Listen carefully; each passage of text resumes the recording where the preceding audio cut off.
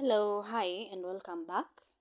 Kitambo I used to hear these people that I follow on different social medias, nanini, talking about losing audio. And I used to think, una lose audio aje. Like, si umerecord, si uko nayo, like, how does it get lost?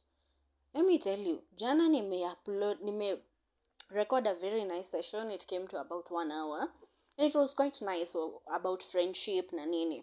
Hey, let me tell you mine. Okay, after I was done everything, imefika time ya kuedit, my audio is there. When I look at it naona imejiandika vizuri hapo 1 hour, but when I start editing hata ijafikisha sijui, I don't know, 15 minutes. You can imagine the shock. Hadi nikashanga, is it my mic that is not working, ama what is happening? Because I remember recording everything. Anyway, but now I get it. Ni challenges za kujaribu ku have a podcast. Anyway, alafu sasa jana it was nice. It was a Friday, it was quiet. Sahi kuna a guy who is blasting music like it's the end of the world. I don't even understand why, cause tunyumba tu si tukubwa ni tudogo, like you can have loud music that is enough for you. Why do you want the entire block to listen to what you're listening to? I don't get it. Anyway, now I have to reload. Though this time sitaongelea what I was talking about. Nilipata by the way in the morning. Wanaitwaje? Wanaitwa IRIP. It's related, I promise. They've done a similar thing that I was doing, though hiyo yao ni tofauti, but it was about friendship. So today I'll try and do both. I record what I had planned for today, and then I try and re-record what I was talking about yesterday. So officially welcome back wenye wamekuja. This is the Y.A.N.G podcast, and today I wanted to discuss something. By the way, with the lost audio, I had indicated that sasa kama ingekuja ya kwanza ingesema what I wanted you to say. But I had said this month is my birthday. In fact, next week. Yes, this week. Today being a Sunday, I'm doing a recording on Sunday 12th. The 12th, I'm only 13. Like, what is it? Woo, 14th. Shite. Anyway, on Saturday, 14th, the coming week is my birthday. I'm turning one of these big ages, and it's very, very terrifying. But like I said in the previous episodes, the somber ones, the ones I was talking about depression, na mali ilinihitia nikiwa undergrad, I feel like I only started living the other day. Like after hizo 5 years zimeisha, that's when I feel like I started living. And I feel so young, but my age, it is running me. It is running me. Hii age inanikimbiza. Inanikimbiza mbaya mbovu. But technically, mentally, I feel like I started living the other day. Like ile you're living, you're not just surviving. Because up until I finished that period that I took to take care of my mental health, I always felt like I was surviving. Like I was just surviving, waiting for the next day to come. If it doesn't, fine. If it comes, okay. But after nimepitia hiyo period, nimemaliza hizo issues za mental health na nini, learned how to live with my demons, I feel like I'm comfortable, like I'm living, I'm enjoying each and every day at a time. So this episode was technically letters or notes I would love to live my 18-year-old self. By the hiyo ndio the period when I think my mental health deteriorated kabisa, where it was just worse. By the time I turned 18 years, that's when I was like, I need to take a step back from everything so that I can at the very least, see if I'm going to continue with this life or not. So these are things I think I would have loved to hear when I was 18 years, when I was going through what I was going through. So hopefully this time audio itapotea, because where that one was, it was crazy. It was crazy. A whole 1 hour. I feel so betrayed. Anyway, now the first one. So these are notes to my 18-year-old self. my under 25 self. And the first one is to listen more. My biggest challenge was, still is, but was, I never listened. I remember one of my older brothers telling me, I'm too fast. If I'm having a conversation with someone, before hata umalize your thought, nimekumalizia. Like if you're talking about something, you want to run, do this and that business, I'll start finishing the sentences for you. I'll start giving advices before you're even done. So to my 18-year-old self, you don't know everything. Because I think ile kusoma, because I'm always reading books, I'm always listening to educational podcasts. By educational, I don't just mean the mainstream education, I mean even streetwise na nini vitu kama hizo. I've always wanted to be in business, so unapata a lot of businesses. I've read a little of everything. So mtu akiniongelesha about a certain business, I have a few ideas that I'm so eager to share about the same, because I've not been able to implement it. But what I would love to hear from someone back then, he was telling me the other day, like last year, I think last year, to stop being too fast. Niache kuongea na yeye, kumpeleka haraka when we are having a conversation. So this is what I wish I was told when I was 18, and it's listen more. Probably someone told me, but I wasn't listening. Listen more. A lot of people say a lot of things, and it took me a lot of years to finally understand, even when someone says a certain thing, they might not mean it. The other day, kwa job, we were arguing with this chick about something, and with this over 25 brain, I was able to deduce that she was not actually arguing about what we were arguing about. Unaelewa? Like someone can say, argue about maybe ulikuja ukakanyaga something, it wasn't intentional or something. Like, I'm just giving an example. This is not what we were talking about. Like ulikuja ukakanyaga something, and they are coming to you, you're talking, like iko na too much emotions that ulinikanyagia kitu fulani, do you know, it's even sijui my mom, sijui, like hiyo story yote imekuwa kubwa. And then with my over 25 brain, I'm like, this chick is going through something that maybe difficult, and I'm not helping it by doing whatever I had done. So I stepped back like a few days, squeezing. Nimekuwa champion. I stepped back, like I gave her a few days until she was able to calm down. And when she initiated a conversation with me, because I was like, mi ndio nimekukosea, I don't want to just come and start having a conversation with you if you're not ready to maybe even talk to me. So I just, when she started a conversation with me, I was like, hey, by the way, what happened the other day, it wasn't intentional. It wasn't something that I was doing to hurt you. Hii ni kitu tumezoea tu, like we hang out, we talk about these things. These are things we've done before, so I didn't think this time round it could have hurt you that much. And she told me, kuna boda ilikuwa inapita hapo na makelele. Anyway, she told me what was happening na nini vitu kama hizo, and she went into depth kidogo. And the funny thing is, I was actually in a position to even help her out of what she was going through. So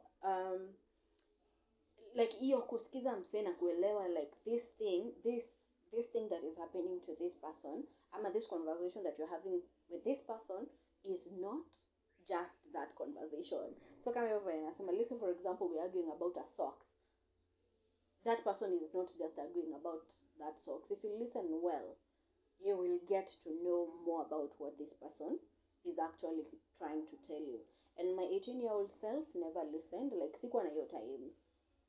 Before hata ni take time hii ya go into my 5 years of depression, I was even nilikuwa nasema I'm a bookworm. I love reading, I love listening to podcasts na nini.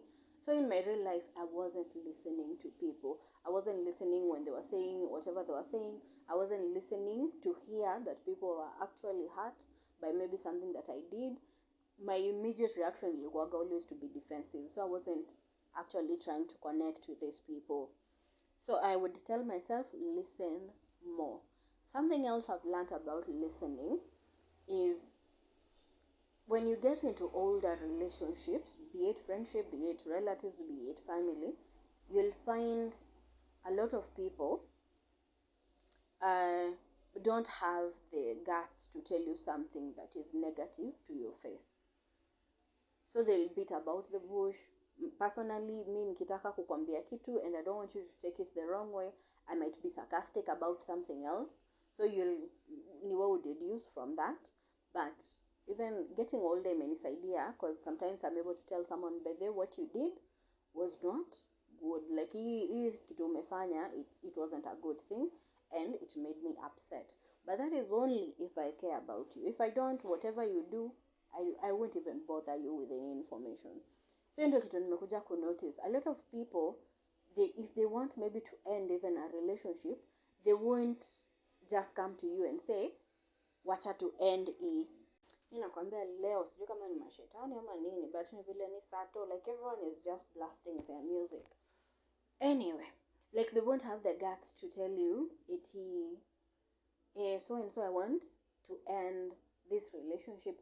Personally, I don't mind it. Like I'd rather you sit me down, because I used to be that kind of person.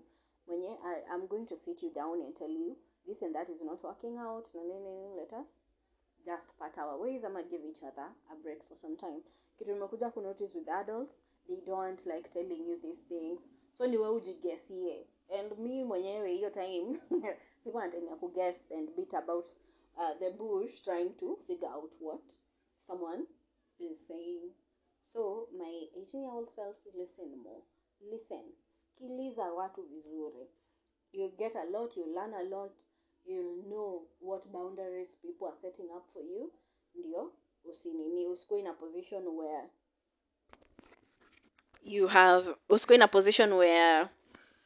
you're hurting people without even maybe knowing sometimes.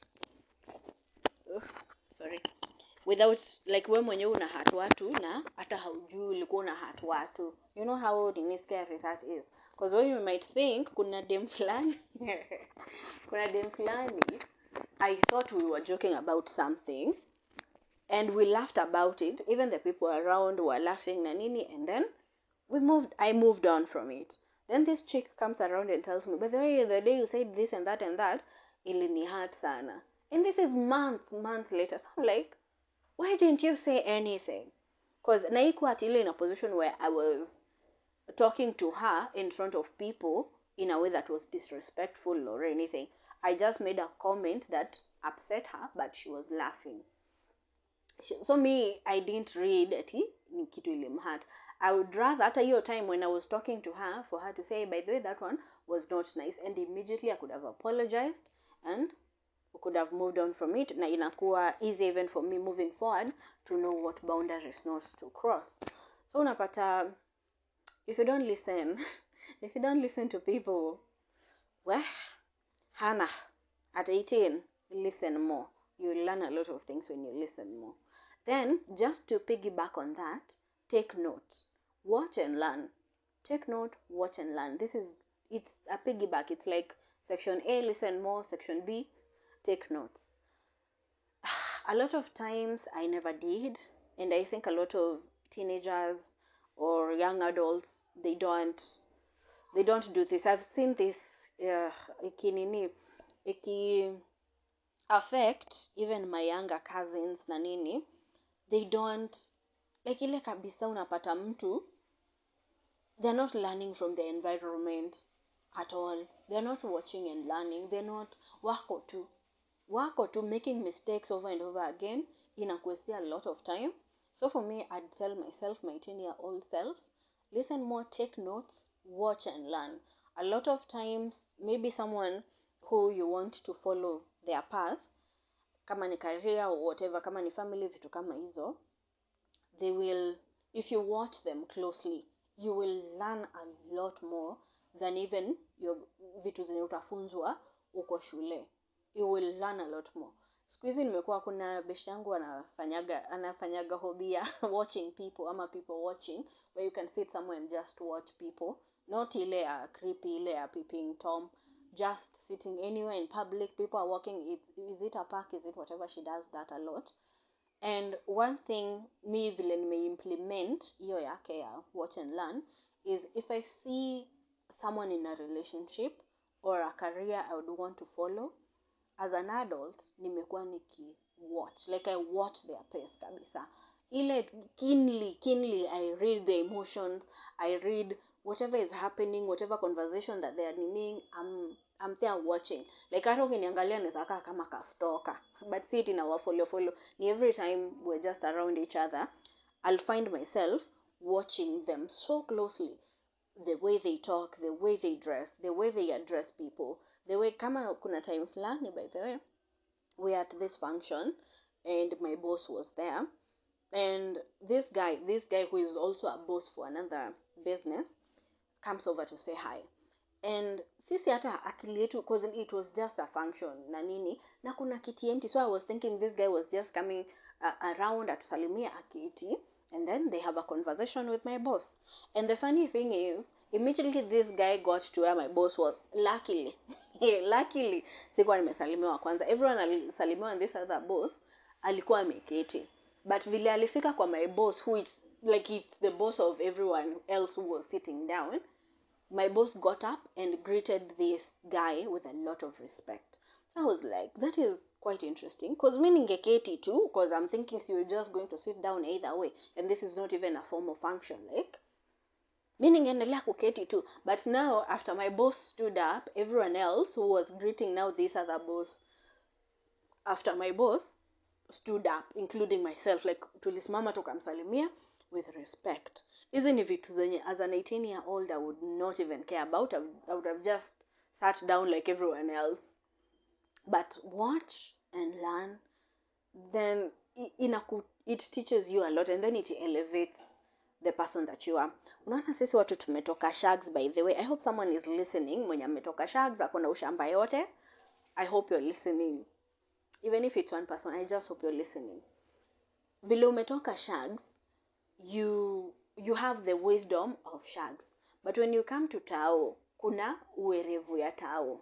Then when you go to corporate, kuna uwerevu ya corporate. Corporate is an entirely different world. So usikuja na ushamba yako. Hata kama uko na hiyo ushamba, ita take time kabla itoke, but watch and observe everyone around you. So ukienda kwa place kama a business where, let's say a company where they have a certain culture, maybe it's not even your culture, but watch and learn. Like kila mahali unaenda, watch and learn. Kuna watu tumekutana nao in this nini, and wacha hata niwachana na hiyo kukutana nao. Kuna now learning from my bosses, like I observe what when I want to follow in their careers. You don't have to be my boss, you just have to be someone mwenye naona you can benefit me in one way or another, either by teaching me something, learning from you, or maybe even creating a connection. And unapata the lessons, vile nilikuwa nasema, the lessons that you learn from these people, they elevate your status without you even knowing. So I've observed a few people here and there, and in terms of corporate, what when you work corporate world, and I've tried to nini myself to gear my the way I talk, the way I interact with bosses, the way I carry myself. I've tried to nini that to incorporate what they do into my life.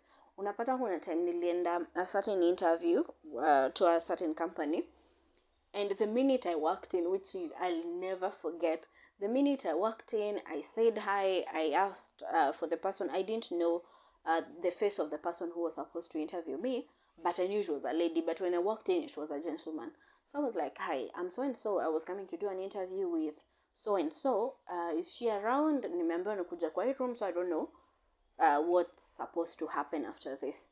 And the guy was like, he was on a call. So he was like, okay, just give me a few minutes and then I'll be with you. And I just sat there and waited for him to finish the call. And then when he was done, he was like, which position are you coming to interview for? And I told him the position. Kitu unafaa ujue ni I'm not that like my career ija progress sana. So nini zangu juzi ndio nimeingia, inaitwa mid-level management. I'm not sure if it's middle level management or lower, but I think it's middle, because I'm managing people. I'm managing a person who is also part of the management. So I think it's middle-level management, though I'm not so sure about it. But anyway, this is the time I'm getting there. So your time at naenda for that interview, I still wasn't anywhere near managerial level. I was just entry level. But when I told the guy the position I was coming to interview for, he was like, no, I thought unaweza fit the position I think you can fit best ni hii manager, like to manage a sales team. And I was like, okay, but I've even sijui vizuri the sales strategies and protocols. These are things I'm still learning. No, I'm not even telling him. I'm just thinking, how do I even start now managing people? Because sales is already hard. Like, how do I even start managing people? And I was like, okay, that's quite interesting. If it's open, if the position is open, what are the requirements? We started discussing it. We got into depth about the position, hizo vitu zote. And then eventually I was like, well, I would love the opportunity to be in the managerial position. I don't think I'm going to be impactful in that position that much. But in the real sense, what I wanted to say, hata kama unataka nikuwe manager, and then you're going to pay me whatever you're saying you're going to pay me, this thing is, the math ain't mathing. Because the money they were offering, ndio nilikuwa nadhani they'll offer me at the entry position. So you're telling me you want me to be a manager, to manage a team, and it's hectic. Managing people is a hell on earth, plus uko na sales na targets zako. So you want me to have triple stress, but for a third of the money. But anyway, that interaction, him thinking like, I'm not going to interview you for that entry level position, I'm going to give you a managerial position. I think it came off from learning how to talk to people in corporate, learning how to, like, watching the people that I look up to. Kama kina Just Ivy, I love Just Ivy. I love the way Jules is. I love her. Like, I love the over 25 panel yote. I love it very much. But looking at the way they talk, the way they address, looking at someone like Just Ivy, the way she talks, the way she addresses people, like akona hiyo confidence na akona, what is it called, like hata kama she does not know maybe what is going to happen next, she has the confidence to ask, and for the person who is being asked to actually get her the information that she requires. Like, hiyo kujibeba in that position, always watch and learn. Nakwambia I can ramble on for I don't know how long, because hizi vitu nimekuja kujua as I get older, they are very beneficial and they are going to help out a lot. The third one, ama the second one, depending with how you take the other two, the third one is don't try too hard. Don't try too hard. Don't try too hard to maintain friendships. Don't try too hard. Ingekuja poa, by the way, but anyway, don't try too hard to maintain relationships with friends, with relatives, with boyfriends, with whoever. Do not try too hard. Do not try too hard to impress people. Do not try too hard to do anything unless it's something that is going to benefit you in one way or another. Like for me with the Y.A.N.G podcast, I'm trying the hardest that I can, because this is my project. This is something that I want, that I nataka I work out. So I'm going to try as hard as I can, no matter what. But here, don't try too hard. Don't try too hard to impress people. I was the kind of person who, when I'm in a group, I'm the jokester, I'm the clown, I'm the one who is trying to make everyone feel happy na nini vitu kama hizo. That is if I care. If I don't care, I don't even talk. Like, nitasema hi na nini na nitakaa tu hapo. Like, I don't even talk. I want to be good company if I don't care about the people around me. But if I do, I'll be the one going above and beyond, trying to make sure that everyone, especially those stories, are jokes. And sometimes, unapata, not even sometimes, most of the times, you trying too hard, it comes at your own expense. If you try too hard to maintain a relationship with someone, unapata at the end of the day, they are still going to end that relationship, and utakuwa waste a lot of your time. And on top of wasting your time, you'll have lost maybe a piece of yourself, because this is how I feel. Like the friendships I tried to maintain even during that depressive period, and the relationships, the boyfriends na nini, every time I've tried too hard to do something for someone else, you end up feeling used, you end up losing a part of yourself, you end up feeling like you betrayed yourself. That is the right term.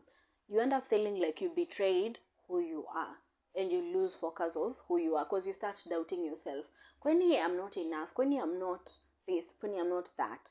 So don't try too hard, don't try too hard, even when it comes to your career. Kama haijipi haijipi, don't try too hard to force things, unless ni vitu you're passionate about, vitu mostly private and personal, and things that are about you, about yourself.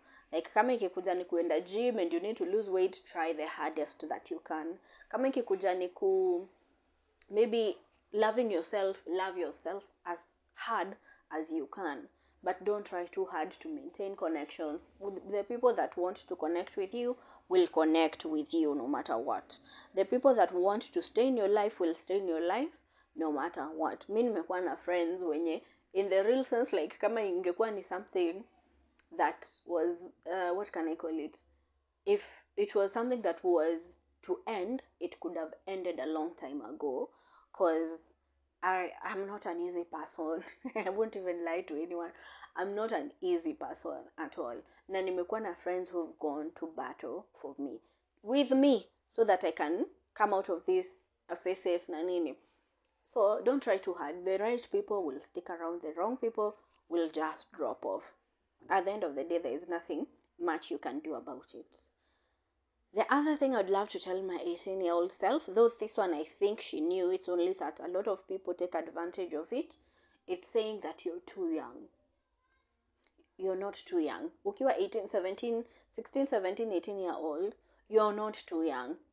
And fortunately, in our culture, African culture, Kenyan culture, hiyo age au bembelezagu ile kunaanzaga kuambia wewe ni mtu mzima. But a lot of people, Gen Z, my younger cousins na nini, I see them doing or making a lot of mistakes, unnecessary mistakes, with the notion that I'm too young. I'm too young. Ati you're not, inaitwaje, you're not well versed, so you're allowed to make mistakes. You're allowed to make mistakes, fine and good, but you're also allowed to suffer the consequences of your mistakes. So if during that period you decided alcohol is going to be your vice, just learn and make peace with the consequences of you being an alcoholic at a young age. Itakuja kukubite in the ass. Like you can't be in it. You can't have rights and not have consequences. So if you're saying you're too young, but you're going to the clubs every night, maybe you've decided to have sugar daddies and whatnot, these things are going to come back to bite you in the ass, and you have to be ready to suffer the consequences. So hii inatag bado na ile ya kwanza, listen more. Saizi if I was, let's say, a mom to an 18-year-old, which means I would have given birth to them when I was 10 years old. But anyway, if I was a mom to an 18-year-old person, or even younger, I'm sure I would be having a lot of conflict with me trying to tell them, don't do this, don't do that, don't stay out at night, don't hang out with this type of friends, don't do hizo vitu zote. I'm sure we'll be having that problem, because I was the person mwenye sikuwa nataka kuambiwa. But even when I didn't want to be told, I was also the person mwenye alikuwa na middle child syndrome, ile yenye a lot of people don't remember who you are. So hakuna mtu wa kukuambia don't stay out at night. I remember sometimes I used to walk home at 3 natembea kwenda nyumbani 3 a.m. sijui nini usiku, hizo vitu zote, and no one. But anyway, that is a topic for another day. So even then I knew how to be accountable to myself, because either way no one was accountable for that. So hiyo nilikuwa najishughulikia. But any 18-year-old, any 16, 17-year-old, 13, whatever the age, know that every decision that you're making is going to haunt you. it's going to need to give you some consequences either immediately or later in life. So you have to be ready. Hakuna ati you're too young. Hata kama you're too young, you're going to suffer those consequences. Maybe hata ukiwa older. Nasikia kama nasema consequences funny. Anyway, hata ukiwa an older person, these consequences are going to come after you. So either way, listen to people, listen to the older people around you, listen to people with more experience. When they tell you someone is bad, majority of the time, they're trying to protect you, especially if this is a parental figure or something. If they tell you someone is bad, listen to them. Listen. Juu hiyo nini, utakuja kulia na jicho moja. There is a family friend of mine who is on this path. She's 17, 18 years. Who is on this path, na hii path ya hataki kuambiwa, hataki kuongeleshwa, hataki kufanya anything. She's drinking all the time. She's hanging out with the wrong people. She's taking drugs all the time. And the funny thing is, no one is going to be, like, hakuna mtu atakusaidia kusuffer hizo consequences. No one is going to help you out if it gets to a worse position where maybe even cheesy, because drugs can do that. Hakuna mtu atakuja kukushikilia mkono ati tukue kwa street na wewe. So you just be accountable and be ready to face your consequences. Hata kama you're a teenager, you're whatever age you are, just know these are things that you need to listen and know consequences. Ziko tu hapo na ziko na meno, they will eat your ass. Anyway, the other one was something I would like to tell my younger self, my 18-year-old self, is friendships. I just needed to go back to a topic on its own. Friendships have to be intentional, and the older you get, the more you realize that friendships are time consuming and they're emotional, and it's okay to be in that position. Like, ni lazima ukuwe intentional with the type of friends you want to keep. You have to be intentional with wanting to spend time with your friends, and itakuconsume a lot of time. But at the end of the day, these are the people that wanakushikilia mkono here and there when you need help, when you need guidance, when you need a place, hata kuvent tu yenyewe. I remember there's this person, hata kama saizi we don't even talk, like you'd think we are strangers, but I kept him around as a friend because I used to use him to vent and to brainstorm things that I wanted to do in my life. Of course, nilikuwa over reliance, and some of my friends were like, "Do you have to stop? You have to stop over relying on this person, because if he steps back and anaweza kuacha hanging, what are you going to do? Like, you need to stop." I used to use him to, like, I intentionally maintained that friendship because I needed someone I can vent to, someone I can talk and brainstorm things or decisions that I needed to make. So, notes to my younger self: friendship za kitambo, za utoto, ile tu someone is your friend and that is it, they're going to end, and you have to be intentional with the friends that you want to keep and the people that you want to be around, and be ready to consume a lot of time with your friends. Hiyo hakuna any excuse. The other one is this is a huge lesson that I've learned by being over 25. Not by me being over 25, not by being a fan of over 25. Is dating is a different game. What I thought dating was, na vitu zenye nakuja kupata huko nje, no, hazipelekani hata kidogo. Nakwambia msemo ya blast music and a ball, alafu ni music zina bo. Why would you want people to know you have poor taste in music?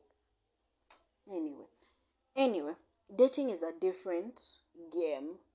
Dating, I'm still loading. Like, right now I'm still single because I'm like, this is not what I was sold. This is not what I was told that is going to to be. Yeah, this is not what I was told it was going to be like when I started dating. Because me want to huko nje. The other day, this colleague of mine is telling me that you need your husband. She's married. You need your husband, and you need a backup husband, and you need someone to finance your life, and I'm like, what the fuck? See, I thought I just needed someone to love me, and that was it. And she's like, no, you need all of these things so that at the end of the day moja ikibackfire uko na zingine tatu. Na nikasema no wonder niko single, cause mi nikipenda mtu nimependa huyo mtu tu, like I close my eyes to everything else and it never crosses my mind to even cheat or have a conversation, a different type of conversation. Like mi nitakuwa hapo, nitakuwa tu kama like I love you, love me, that's it, we are good, let's move on with our lives. That is what I thought it was. But huku nje, after she told me that, I also asked another colleague, you're in a relationship that is quite serious and you people are even planning to move in together, are you also doing? And she's like, yes, you need that one that is serious. Then you need a backup of that one, and you need someone, and you also need someone who is going to facilitate your life ama take care of your life. Na nikasema no wonder mi tunafanya kazi na wasichana wameng'ara, the things they are able to afford and do, I'm not even coming close to that. Kumbe hii ndio strategy. But anyway, my mind is still trying to reconcile what I thought dating was with what I'm being told dating is, so that I can eventually maybe date someone. I don't know. Because me, I don't think I can be able to do that. But wacha tuone. Anyway, my 18-year-old self, dating is a different game. And I wish you can connect with a lot of people who are in relationships. Because back then, like I said, I just cut off everything and I decided to focus on myself. So I'm hoping an 18-year-old person that is listening to this will enter in the world of dating with open eyes. Like the person that you might end up with at a maybe a backup of a backup of another backup. So even you need to maybe have some pending, unafaa kuwa na stock. Hata kama kuna vitu ziko kwa display, uko na stock yako you can fall back on. Because so far me, I didn't have anything to fall back on. So vile niliachwa kwa mataa, niliachwa nimezubaa hapo 4 years later, bado nimezubaa tu nikishangaa like what the fuck. But anyway, dating is a different game, and I wish that you can have the assistance ama the help of someone who is in a good relationship to guide you through everything and tell you actually what was going on in this dating world. The other one is something that I wish I note to my 18-year-old self is be exposed but be safe. I used to be I used to choose being safe, like honestly saizi na ni vile ni my job requires me to do that. I was the person who never went out, never went clubbing. To date I don't think hata nimeingia club unless ni hizi za mnaenda kumeet na your older uncles and whatevers, and actual uncles, I don't mean sponyos, I mean uncles like relatives, mali wanaenda kupeleka kula nyama when you discuss things, vitu kama hizo. I can say those ones nimeingia, na I think club moja tu Thika Image, na hiyo ni after kwetu kumepotea maji, so we went there to use their loose. Anyway, so I chose to be safe sana, na saizi napata kuna gap between people my age and myself because they are very exposed. So vile nasema like the previous point, the things that I'm learning about dating, I'm like, since when? They are very exposed to these things. While me naingia into the game, I'm like, I'm finally here. I want a husband. I want to settle down. I want to have kids. I want to have my career. I want to have... And then you're learning, kuna layers to everything. There are layers to everything. So I wish my 18-year-old self would choose to be exposed, yes, to learn the street life, to like go out with your friends while they're going clubbing na hizo vitu zote, go out, enjoy it. And at the same time I don't mean to go and get drunk na nini, like enda out, be exposed, ona watu, learn from people, like what you're exposed to as much information as you can get out there, so that usikue mjinga kama mimi. At this old age of mine, I'm learning that I don't know a lot of things. So be exposed but be safe. And I'm also not saying be exposed like you dress half naked. Dress however you want, however you're comfortable. but be exposed in terms of information, in terms of learning. Be very exposed, but be very, very safe as well, because at the end of the day, easy advice ni za wewe ukiwa 18 years, but right now you're doing them while you're headed to your 30s. Like, we need you alive. We need you alive and living. The other one was intentional networking. This is also pigging back on the be exposed and be safe. I didn't do a lot of networking or creating connections with friends. With, like, I didn't do, siku create hizo connections na watu sana sana during that period. And I wish, even when I was going through what I was going through, something that I wish my 18-year-old self would know is, you need to create intentional networks and intentional connections. Kuna friends of mine who are very exposed and were able to create these networks, and ukiangalia the type of life they are living, ukiangalia the type of connections they are having, ni kitu very, inaitwaje, it's something that I admire and I wish I had it. Cause, like, one chick we went to school with, I came to learn later, sijui ni friend ya Rachel Ruto. Si Rachel Ruto, Charlene Ruto. So I'm like, but I knew you. We've hung out a few times. So I'm like, maybe if I created that connection with that friend, that classmate, Inge, maybe it could have been, right now it could have been maybe beneficial or something. There's also another friend who is also into politics, but I didn't create an intentional connection with her.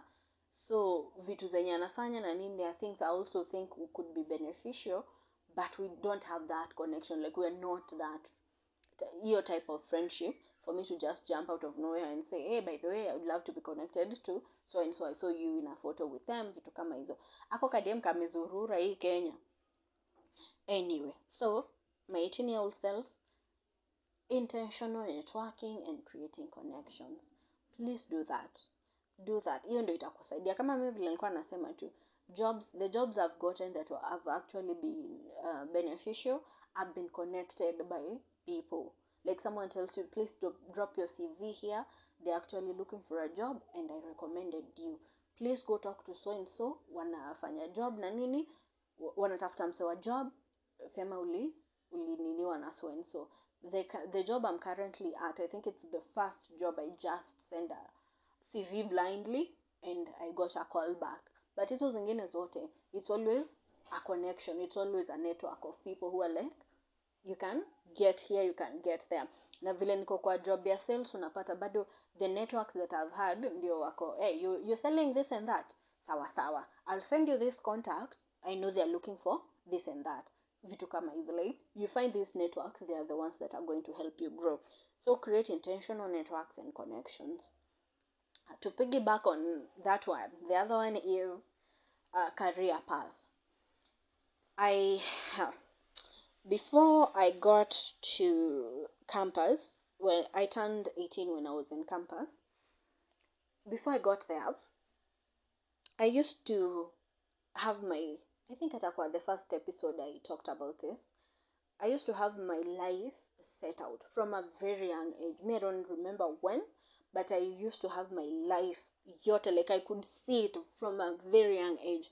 I wanted to finish class 8, I wanted to finish form 4, I wanted to go to a private university, like hiyo ikuwa a question. A private university, I wanted to, nikimaliza I wanted to get a great job. I even knew the salary that I wanted to start with. Na hadi wa leo sijaifikia hiyo salary.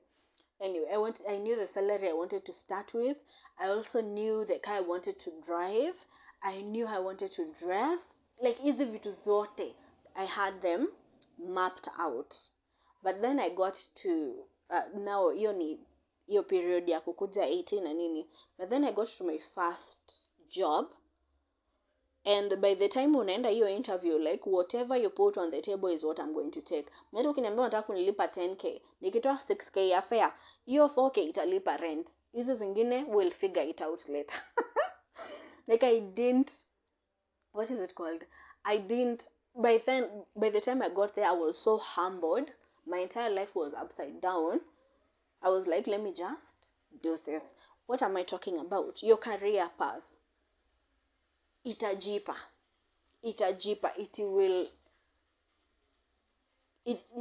to like itajipa. Don't force it. Whatever comes, take it. Juzi, I'm talking to this older gentleman. He's maybe in his late 50s or 60s. I normally go to buy eggs from him. So he was like, hey, I've not seen your sister in a while. And I was like, yeah, she went to Nairobi. She's gotten a kajobo, Maliana Shikilia. And she's like, I have this daughter. She's at home. I'm at home for 1 year now. And alifanya sijui ilikuwa economics and what ama ni business and what, I don't remember very well, but hajapata job so far. And my immediate response was, sales, the industry of sales and marketing is always employing people. Just get her to send her CVs out to, like hata ukiingia tu online utafute sales and marketing, unakuaga na job kama 200. They are always employing people. Sales inakuaga always, sales and marketing always employing people. And do you know what this dad said? And I don't blame him. Do you know what he told me? Eti, hey, sales inakuaga ngumu sana, ako akawezi fanya hiyo kazi. And I'm like, okay then, aja sasa, wacha agongwe na miaka vizuri, then she will know. So like, ye mwenyewe ndiye atajua. What am I talking about? When it comes to your career, right now I'm in a career I never thought I will be in. I didn't even know it existed. And it's the career of sales and marketing. At a campus nikisoma, I was studying business IT na nini, and I choose business IT because ningesema nasoma IT pekee, singelipiwa fees. I don't think ningelipiwa fees. Because hata apply, I think I applied for BCom. They wanted something in business. So I combined business and IT.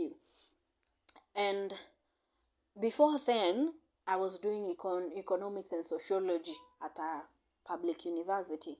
Before that, I thought, once my first choices zilikuwa law, journalism, and I think it was criminal something, investigative, kitu kama hiyo, in those lines, those three. So I was like, if I don't become a lawyer, I don't mind being a journalist. I love journalism. I love people in journalism. Like, these are things that I could have done. So in my mind, I was like, I'm going to end up being a lawyer, because that was my first choice. Then, hey, hiyo ikikosekana nitafanya nitafanya nini, journalism. Hiyo kishindikana, kwa sasa hizi ni vile tulikuwa tuna apply nini za job. Siku hizi inaitwa COSIPs, but hiyo time ilikuwa inaitwa job. Hiyo kishindikana, I'll do criminology. Ama criminal studies. I don't remember very well. Let me tell you minor. Niliitiwa, unaona sikuna kuaga na the first 3 choices, and then kuna hizi 2 za mwisho additional, like hata mimi nikijaza mwenyewe I don't even remember where I wrote economics and sociology in my application, but it was there. So they chose the list of my interest is unaambiwa tu ujaze, bora ionekane umejaza zote 5, but they're going to select one of the 3. Now, so unaona, like, my mind was set on what I wanted to do and what I wanted to become. Mimi namaliza shule na gongwa na life, una rent, una food, you don't have anything back and forth, you don't have anything. And the first job you're getting near sales and marketing. And even the person interviewing me told me, are you sure you're going to be able to do this job? And in all honesty, I told him, if you send me away, I don't have rent. I don't have food for this month. Like, if you turn me away, just know, like, hiyo itakuwa like, this is my only hope. So give me the opportunity. Let me show you I can do this, because mahali nimefika, I don't have any other choice. Like, I have to make it work or make it work. And he was like, sawa, we will get back. And I'll give a story of how I got that job, because eventually they weren't going to get back to me. They were going to get back to someone else, and they got back to me by mistake. So I mean, I show up on the first day of the job, and he's like, you're not the person, you're not the one we were calling back. And nikamwambia mimi ndio niko, mimi ndio nimefika. And he was like, you can go ahead, you can start. And I'll give a story of that Kajo, because that was my first boss, and he was beautiful, a beautiful human being. Not even beautiful in terms of face na nini. He's whatever, but he has a very beautiful soul. Anyway, so hiyo ndio iliniset on this career path that I'm on. And 6 years later, I look at it and I'm like, I'm enjoying what I'm doing. I'm actually enjoying what I'm doing. I don't think I would have survived sitting in an office for 5 days a week. I love that I'm able to travel. I love that I'm meeting people. Every day I'm meeting new people, interacting with new people. Ni challenging na targets na nini hizo vitu zote, but every time you close a deal, every time the client amelipa his final payment, you feel like this is it. It feels like an orgasm somehow. Not even an orgasm. It feels like it feels like a high, if I'm not wrong. Like you umefika euphoria. Yes, you feel like it's euphoria. It's something that I've actually come to enjoy. So to my 10-year-old self, itajipa. Whatever path comes, you just take it, make it work for you. Itajipa. Later, ukifika down the line, because the point is to survive. The point is for you to be able to make money, to be able to meet your basic needs. By the time inafika, you need to go back maybe and study. You need to go back and do whatever project you're passionate about. Well and good, you'll be able to do it. But don't stress about your career at that young age, myself included, because I was very me niliset I think niliset my mind kitambo as a young person. Like I said, like I knew the path I wanted to take. I knew even my first salon. Let me tell you mine. And then my first salon, the actual salary that I got paid tunalipo at the end of the month was 2,500 shillings. It wasn't even 0.001%. But anyway, it is what it is. We are where we are at now. The other one, after career path, like, don't stress. It can choose you, so don't be too hard on yourself. Like, your career will find you. Eventually itakupata mali itakupata. Because unaona kama vile nilikuwa nasema, napenda journalism and marketing na vitu kama hizo. Like right now, I'm starting this project at the Y.A.N.G podcast. I've had channels and podcasts before, but this time, when I'm starting it with the background that I'm having in sales and marketing, the networks and the connections, it's something that I'm starting to enjoy. Like, I feel like it's also something that you can grow into. Like, it's quite nice. So your career will find you. Mali itakupatia, no problem. The other thing I'd love to tell my 18-year-old self is, don't be ashamed to be confident. Because me, self-confidence, I don't think I've lacked in my life. I've always, nimesema mara kadhaa, I've always been the kid who, if something didn't make sense, they were able to raise their hands and say whatever had happened wasn't making any sense. Like, confidence has never been kwambia leo hadi zile tracks nakwambia tuk calls za job. Anyway, what was I saying? Like, I've never lacked self-confidence from a young age, but I've been made to feel so bad about myself for being confident, because a lot of people, I think, when you're confident, make uncomfortable. I don't know why. I don't understand it, because I don't think I've ever been in their shoes. I prefer someone who is confident. Having a conversation with someone who is confident, you don't have to second guess what they're saying, thinking that maybe wako shy or something.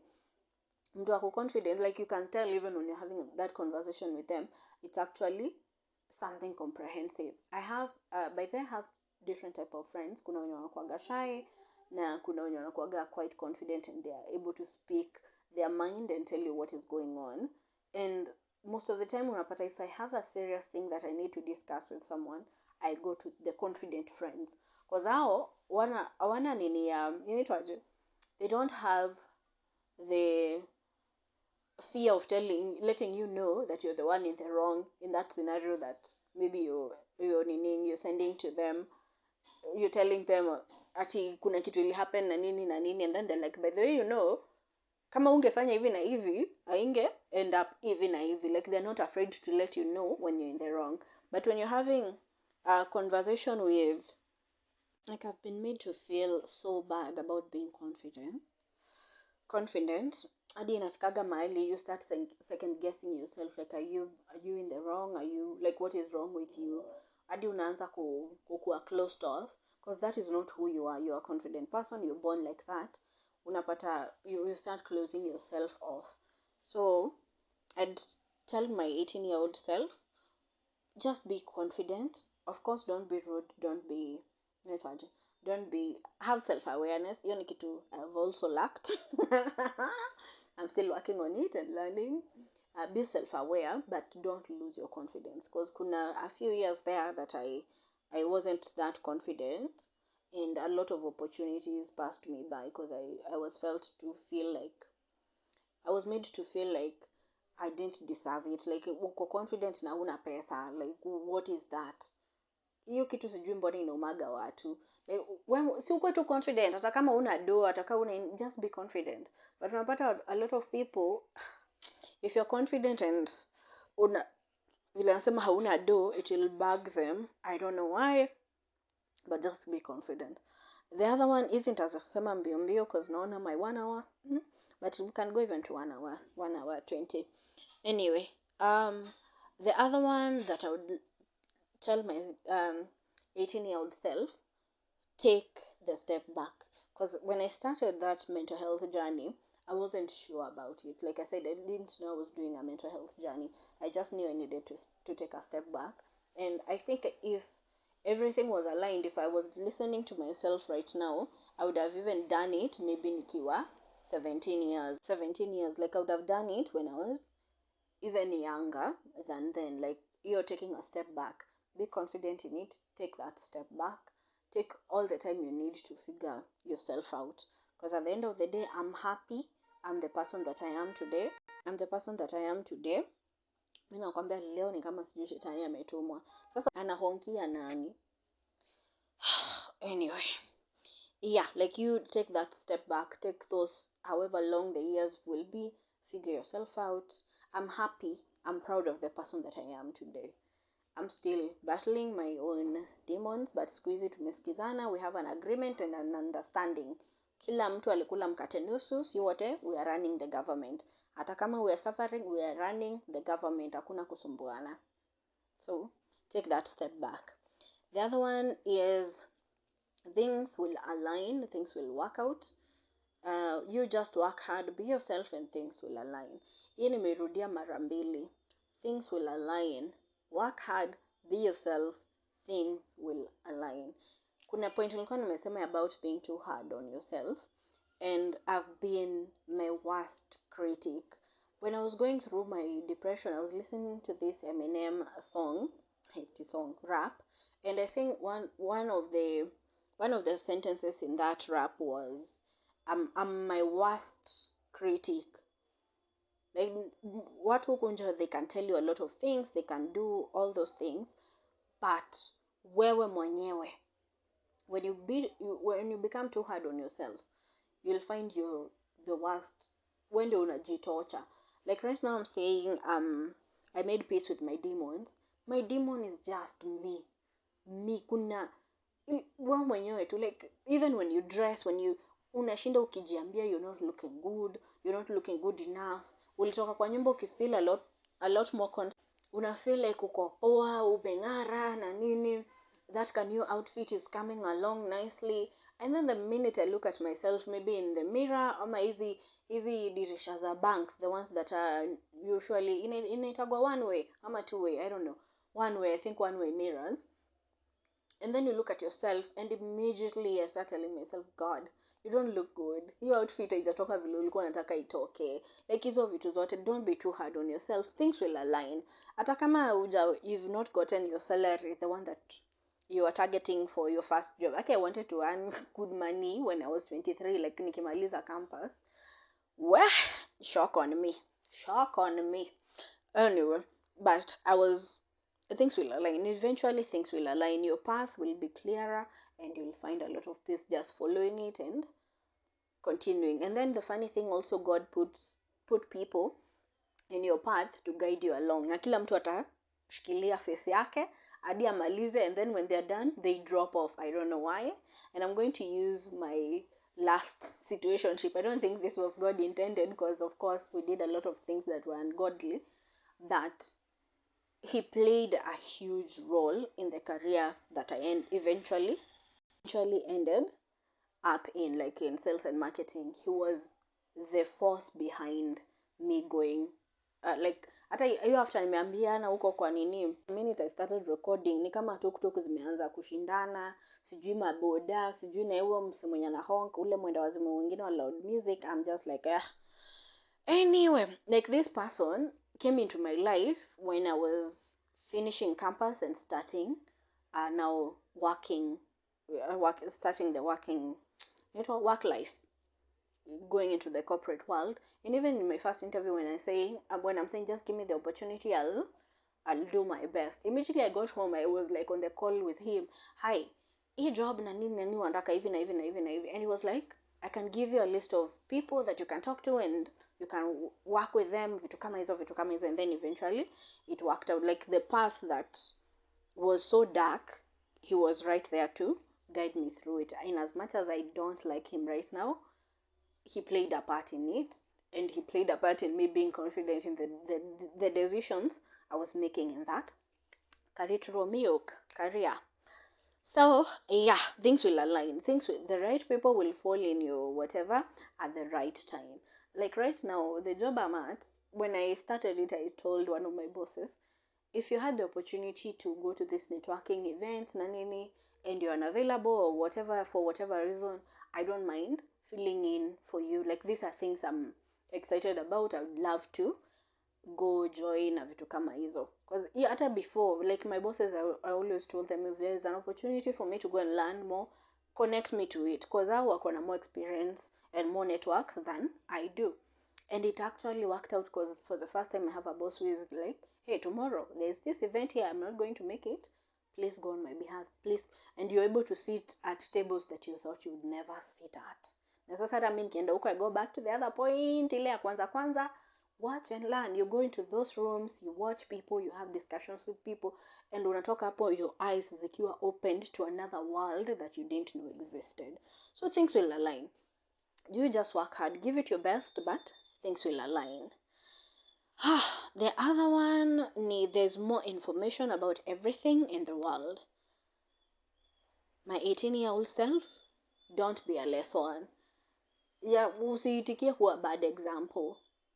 And it applies to a lot of people. You don't need to learn by your own experiences. There's more than enough information running around in the world for you to listen, for you to read, for you to do whatever and have it. By this I mean, even when it comes to contraceptives, you don't need to experiment with your body. To my 18-year-old self, you don't need to experiment with your body. By the time I learned into depth about contraceptives, I had already made a terrible mistake that ended up with me gaining a lot of weight, because I wasn't supposed to take that type of contraceptive. So, and I'm always big on contraceptives. I'd rather you prevent it than you have to abort it. So either way, like I wasn't informed enough, and it's by my choice. Like kuna more than enough information for you to learn and for you to know better. So don't hiyo nilijitumia vibaya. I used myself very very negatively, and from then onwards I've been very clear. I'd rather the relationship end hapo mali tu iko. Like the minute it starts getting serious, I'm that kind of person who tells you, I'm not going to use this, you're going to bag the sniper. I'm not going to put myself through hell again to add, like nilitoka from sijui 50 something kgs saizi. Anyway, I'm not going to put myself through shit so that, no, you are going to bag the sniper. You take care of that. Anyway, I wish I need more information. I wish I had this information before I even started getting into this relationship so that I could fornicate. Anyway, now information, don't allow yourselves to be, don't experiment with your body when it comes to your contraceptives. Like I said, I think it's one of my biggest regrets. The other one is, don't be a lesson when it comes to even your career. Don't take just steps just so you can take them. Learn from someone, talk to someone else. Hata ukiweza ingia online siku hizi, like, you just need to get online. You can read and understand a lot of things. You can read and understand a lot of rights when you're in the corporate world, when you're even in a relationship, even in a marriage. You need to understand everything that is going on, even unaiweka in a legal perspective. You need to have all that information. Yes, like, kuna more than enough information. Don't allow yourself to be a lesson. The other one is ask. Unasikia huwa msee sijui anashinda akihonkia nani, like, you just get out and go to the person that you are honking for. He has been honking there for, I think, 30 minutes now. Anyway, the other one was ask. Always ask. By this, what do I mean? My 18-year-old self, vile nilikuwa nasema, like, I've been confident, but kuna period yenye people made me feel like I was in the wrong for being confident. And your period, like I said, I lost a lot of opportunities. And right now, what I would want to hear at 18 was, you can always ask. Just ask. Ukiambiwa no, that is fine. Your responsibility goes back to the person who told you no. Like, you don't have to worry about it anymore. Ukiambiwa yes, then that's a good thing. You're able to proceed. You're able to go do whatever you want to do. My confidence ilifanya I get into the first relationship ever, because I was the one who asked this guy if I went up to him. I told him I found him attractive, nini, and if he wasn't seeing anyone, if we can see each other. And in as much as I eventually ended it, it was the first relationship that set up quite a high standard for me. Like, saizi, like, no matter who I'm dating, yeye ndiye anakuwaga litmus, because he treated me very kindly in that relationship. In as much as ilikuwa na issues zake, but he was very kind to me. He taught me a lot of things, because before I was never in a relationship. He taught me a lot of things, even about the female body, that I didn't know. Well, the devil is a liar. Anyway, like, he taught me a lot, and he was a man's man. Like, he wasn't uncomfortable with someone asking him to date them. He was comfortable with taking care of everything. Ndio nasemaga, sometimes we get spoiled, and then watu wana to blame for being spoiled, but ni hao tu ndio wali to spoil. Like, in my first relationship, I wasn't allowed to cook. Of course, alikuwa anasema wakikuya tujui kupika, but anyway, I wasn't allowed to cook. I wasn't allowed to do, like, heavy labor na nini. No matter the scenario, if he was around at my place, he would do the manual whatever. Like, he never hakuwa na any qualms about anything. If I was at his place, he would do whatever. I never even atini bend over nifue nguo zake. He would do it himself. If I wanted to help, that was fine, but he would just do it himself. Like, hiyo standard nilikuwa nimewekwa. Mimi kuna time hadi I think aliniachaga na ATM yake. Sikia huyo msee akihonk. I feel like I can go to the balcony and tell him to stop. Anyway, there was a time I spent the whole day with his ATM card, and I had the pin, and I was like, are you trusting me? What is going on? And he was like, in the evening when you're coming, nini, you PTR, sijui the ATM, whatever, get me some cash. I need cash. And I was like, okay, sawa. But anyway, that is the standard. Na hiyo ni before I even turned 20, ama 21. Like, before I even turned 20. Like, that was the type of relationship that I had. So right now, if I get into any sort of relationship, I'm like, you start acting weird, and then entitled, I'm stepping out very fast. Because that is not what I was need. You can always ask, even when it comes to your job. If you see an opportunity, of course you have to be gentle about it, you have to be diplomatic, But if you see an opportunity, a blank, wanitaje, mtu amekuita ama mtu ametoka and it's a position that you'd want to do and you think you're equipped, ask. Go to talk to your boss. Naambia, this position, are you feeling it? Yes. What are you looking for in a person? Because I would love to apply for this position. When it comes to even relationships, if someone is acting weird, don't be afraid. Because like, I've let go of a lot of relationships because I was afraid to ask. Ni friendships, I was afraid to ask someone what was wrong. So I'm like, unaringa, una nini, well and good, that is it. And then you later end up feeling uh, regretting, sorry. You end up regretting that you let go of that friendship, but because haukuuliza. So always ask. There's nothing wrong in asking. The minute someone ameact weird because you're asking them something, the burden in a fall back on them. So it's no longer your problem. You asked, you're told no. Na akikuongelesha atake na like hiyo ni shughuli yake. Wewe uliuliza and that was it. Anyway, the other one, nimesema nitanini pole pole, but nitanini haraka, but anyway, the other one is, don't give all of yourself to everyone ama anyone but yourself. Saizi, the battle I'm having in my mental health journey is giving myself to me. Like, mimi kujiprioritize. Mimi kujieka. Like, inaitwaje? Like loving yourself. Kuna juzi I was watching a certain clip on YouTube, and this guy was trying to imitate someone who was very selfish, and he had a mirror in front of himself, and then he's marrying himself. That is the type of scenario I'm talking about. Giving yourself to yourself. You're here to live. When mwenyewe umekuja hapa kuishi life, don't give all of yourself to everyone else. Ujisahau. Don't give yourself to relationships, to boyfriends, to friends, to family. Don't stretch yourself too thin to the point where you're not even enough to hold yourself together.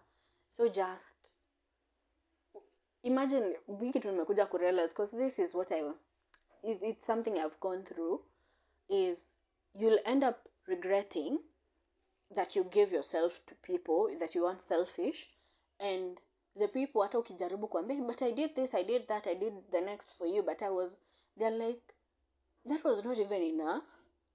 I didn't even notice you did this thing.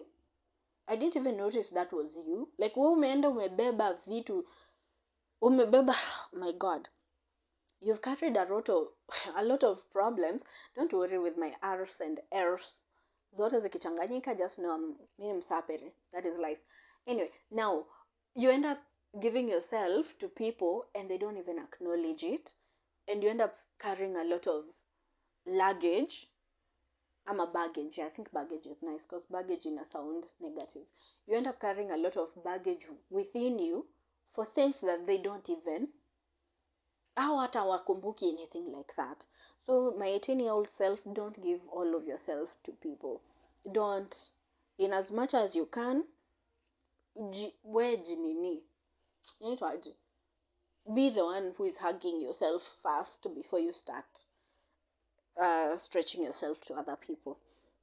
The other one is, this one I learned from Nini Leaks from The Real Housewives of Atlanta. I love it. It's my guilty pleasure, and I'm glad it's the last one. Is the sweetest or sweetest relationship is with the people that love you more than you love them. And Nini vile alisema you have to, anyway, what she said was, men have to love you a little bit more than you love them. And kitambo I used to think that was such a negative thing to say, like, if you love each other equally na vitu kama hizo. But kitu nimekuja kujua, relationships zenye unapendwa, they are quite nice and juicy, especially if you're like me, because me, I won't have a relationship with someone that I don't love. But nimekuwa in a relationship where I love people more than they love me, and you end up feeling like you end up feeling like you're the one who is doing everything all the time for them. So when I learned what she actually meant is, you have to be in a relationship where you're loved. You have to be in a relationship mahali unabembelezwa, unapendwa vizuri. And this I wish I knew when I was 18 years, because I wouldn't have wasted, like in the last relationship I was talking about, whatever it was, I wish I had applied this statement to it, because I really loved that guy. And the unfortunate thing, I didn't think he loved me as much as I did him. So haikuwa hata na equal footing. So I wish my 18-year-old self knew about this, that you need to be in a relationship. Like, for you to be in a safe and sweet relationship, the person has to love you more than you love them. And I don't mean that you don't love them. You love them either way, but they have to love you more. They have to be obsessed with you. See you from Netflix, but they have to love you. Because I've seen a friend of mine who was in such a relationship. Unfortunately, let me not go into depth, but anyway, she was in such a relationship, and hakuna kitu ilikuwa inanibamba kama kuona sijui bwanake amembaia chocolates na nini amemletea, sijui bwanake amembaia nini na nini amemletea. We used to eat them, because either way, like, she was a generous person, but every time the husband got an opportunity to spoil her, he did. And it was such a beautiful relationship to see, that no matter what, whenever they were around, whenever they were hanging out, whenever, he was not afraid to show people that he loved her. And we dem all along, ni ule dem amekuwa like, this person loves me, let me see where this one goes. Like, ako hapo tu, anampenda, yes, but not, I don't think it was exactly as much as the guy loved her. So finally tumefika mwisho. Nakwambia tumenini tukipost the total amount of minutes, it's about 1 hour 16 minutes 17 minutes there, but hii kitu tumerecord for like 3 hours kutoka sijui 11 what, because of these tuk-tuks and sijui music and what not. But I'm glad we've come to the end of it. I'm just hoping this audio won't get lost. I'm glad we've come to the end of it, and I'm hoping as I celebrate my birthday, I'm going to do it solo. If someone, of course, wants to celebrate with me, that would be nice. But this year I decided to just do a solo thing. I was hoping to go to inaitwaje, Panari, to do ice skating. But hiyo nilikuwa nataka kwenda na msendi ani video, because that is something that is on my bucket list. And then after that, I was hoping to also go to, what is it called? Either Java or CJ's, and not even to have anything fancy, just a cup of coffee and a cake slice, ili tu kujitreat, alafu niwaambie waniweke kando kwa hiyo keki so I can blow it and make a wish. Just something nice. I was hoping to do that. I don't know if I'll be able to do it. Tumekuwa quite busy, and then nimekuwa na some needs, so some money have gone to that venture. Anyway, while record this on my birthday week, it might go up in towards the end of September or beginning of October. I'm glad you listened. I'm glad you're here with me. So thank you for listening. And if you're able to share this with someone who might benefit from it, please do. Otherwise, I'll see you in the next episode. Thank you for listening.